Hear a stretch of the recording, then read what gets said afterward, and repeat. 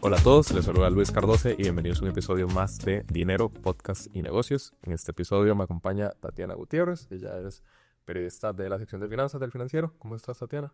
Muy bien, muchas gracias por la invitación. Hoy vamos a hablar de un tema muy importante para todos los costarricenses, es el tema del tipo de cambio, sobre todo porque, bueno, estamos empezando el año, ¿verdad? Entonces todo el mundo hace como proyecciones de qué quiere para sus finanzas, ¿verdad? Para este 2026. Entonces, queremos hablarles un poquito de lo que hemos venido reporteando durante el fin de año con respecto al tipo de cambio. Claro, y es que en un país pues tan dolarizado como Costa Rica, ¿verdad? La gente siempre tiene algún grado ahí, ¿verdad? De interés, algunos incluso obsesión, ¿verdad? Por seguir la pista a cómo va ese precio. Pero bueno, tal vez comencemos con una especie de recapitulación del año, ¿verdad? Del 2025.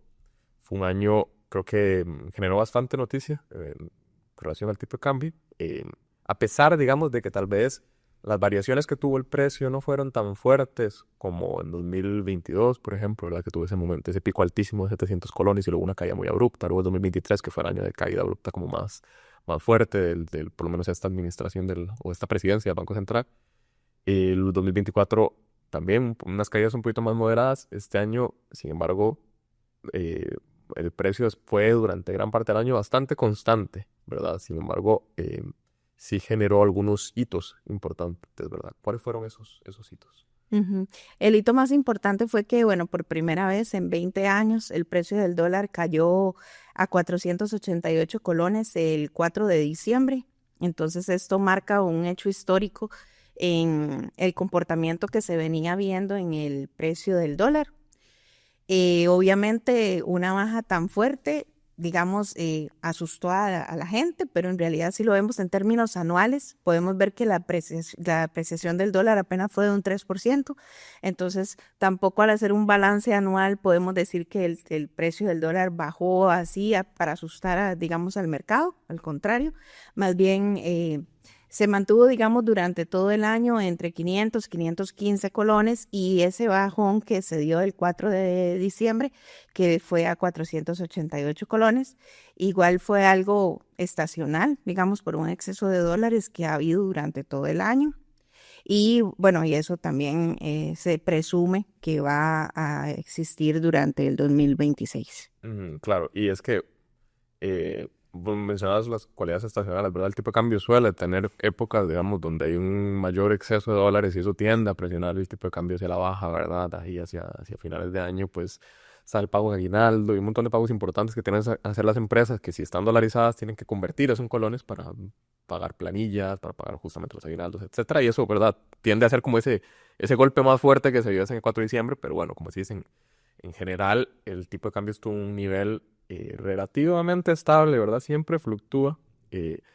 El tema, o tal vez lo que preocupa a algunos sectores que dependen mucho de la divisa, es que sí, estuvo estable, pero estuvo estable en un nivel bastante bajo, ¿verdad? Como dices, un nivel que no se veía hace 20 años. Se rompió, digamos, esa barrera psicológica de los 500 colones, ¿verdad? Que no es una barrera real, pero creo que al costarricense ha estado tan acostumbrado a que el tipo de cambio, digamos, en este siglo XXI no baje de 500, ¿verdad? Que pudo haber sido como algún impacto, digamos, ahí emocional importante verlo en 400 y pico, ¿verdad? El otro elemento que mencionaba justo en estos 20 años es que, bueno, no es solo que el tipo de cambio está en su punto más bajo de 2 décadas, ¿verdad? Es que ese precio no se veía, o sea, cuando ese precio estuvo así, el mercado cambiario costarricense era completamente diferente. Contanos un poquito sobre eso. Uh-huh. Sí, muy importante. Bueno, además de eso, coyuntural que pasó en diciembre, que hablabas vos de que hay más dólares en el mercado, ¿verdad? También recordemos que en diciembre se pagan los impuestos. Entonces, de ahí muchas empresas se preparan para cumplir con esas obligaciones. Con respecto al cambio que hubo en el modelo, digamos, o en el mercado cambiario, podemos decir que hace 20 años existía un sistema de mini devaluaciones donde el Banco Central controlaba, digamos, todo el mercado, no se regía tanto con la oferta y la demanda que se hace ahora en un régimen de flotación administrada.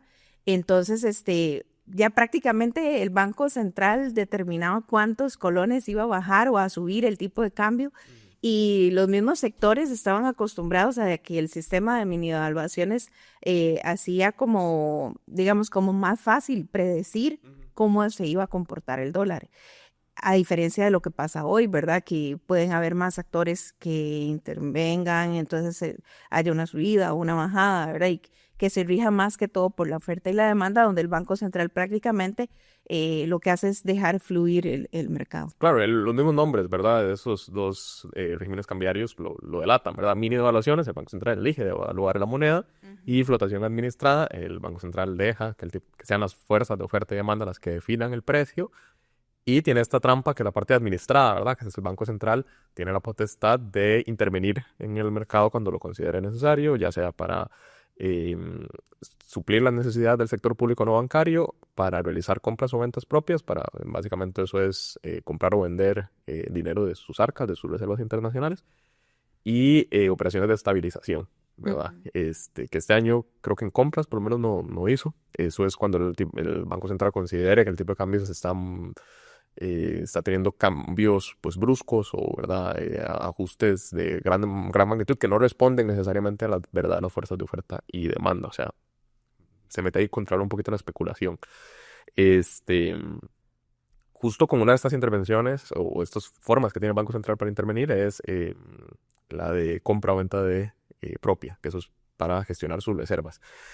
¿Cómo se movieron las reservas del Banco Central en este año? Y también cómo influye eso en la fijación del tipo de cambio. Bueno, las reservas monetarias aumentaron muchísimo, ¿verdad? Pasaron casi de 14.200 millones de dólares a 16.900 millones de dólares en lo que llevamos del año. Muchos economistas... En lo que cerró el año, más bien. En lo que cerró el año, ajá.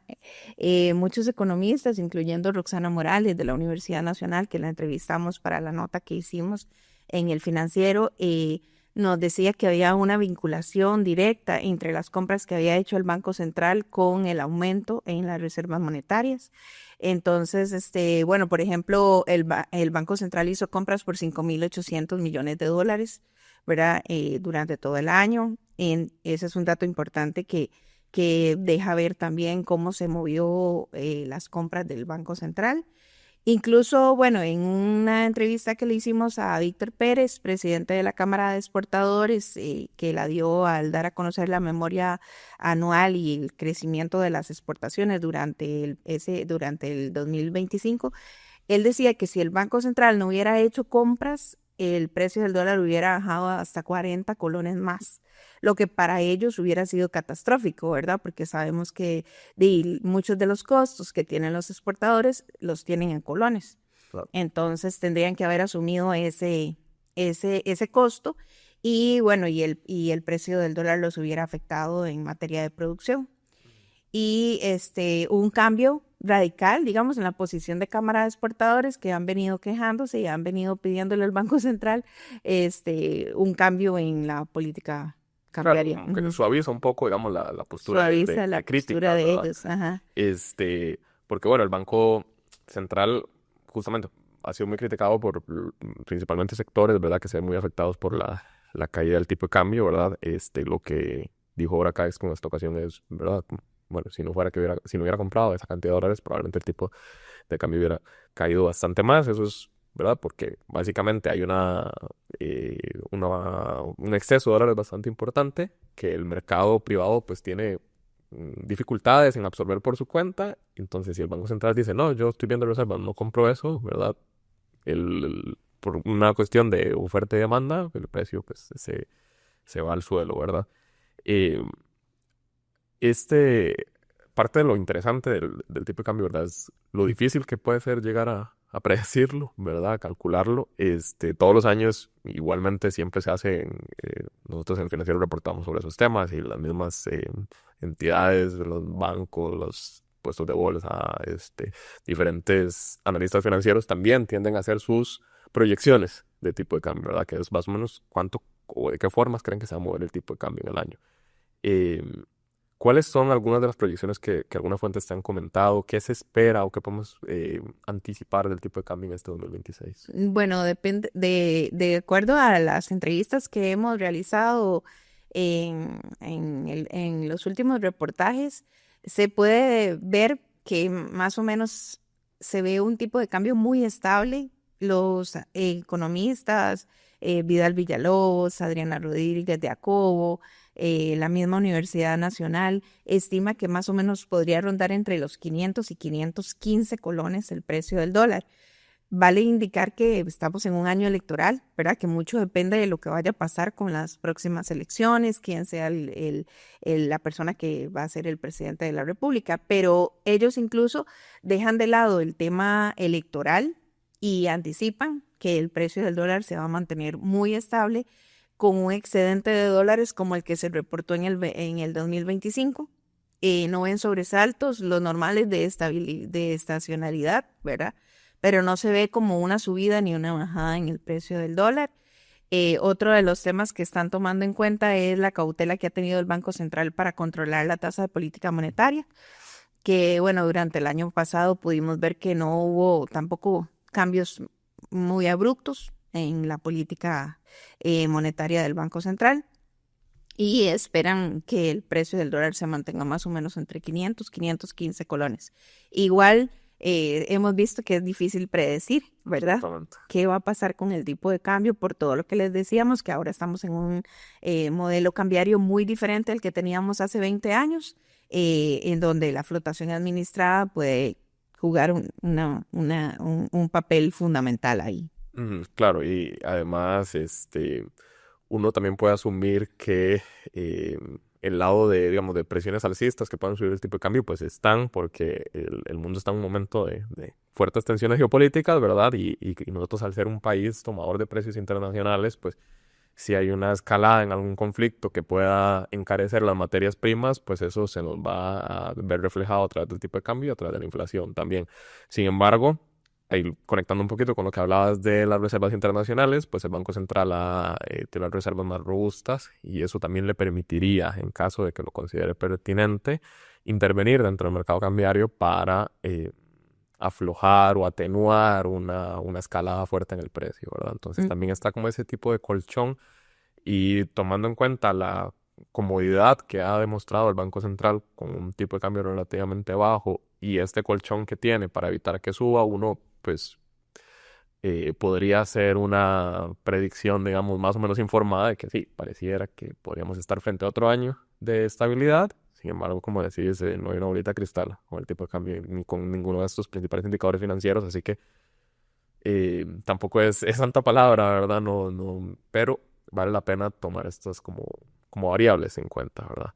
Entonces, no, Tatiana, muchísimas gracias por venir a explicarnos este tema que es tan importante para el público del financiero. Sí, súper bien. También, bueno, recordarle, digamos, a todos nuestros seguidores que son empresarios también, que existen coberturas cambiarias que pueden acceder en diferentes entidades financieras para minimizar un poco estos riesgos del tipo de cambio, que como ya les dijimos, no esperamos que haya como un incremento fuerte, pero que en una empresa realmente informada sobre lo que podría pasar con el tipo de cambio, mantener una cobertura cambiaria, que es la que le da la posibilidad de que el tipo de cambio se mantenga en el tiempo sin tener riesgos, es sumamente importante, tanto para las empresas, ¿verdad?, que nos siguen en nuestras redes sociales y en nuestro periódico, como para las personas a la hora de hacer inversiones a mediano o largo plazo, determinar todos estos componentes que se mueven con respecto al precio del dólar. Perfecto, Tatiana, muchas gracias, y muchas gracias a la audiencia por acompañarnos en un episodio más. Los esperamos la próxima ocasión.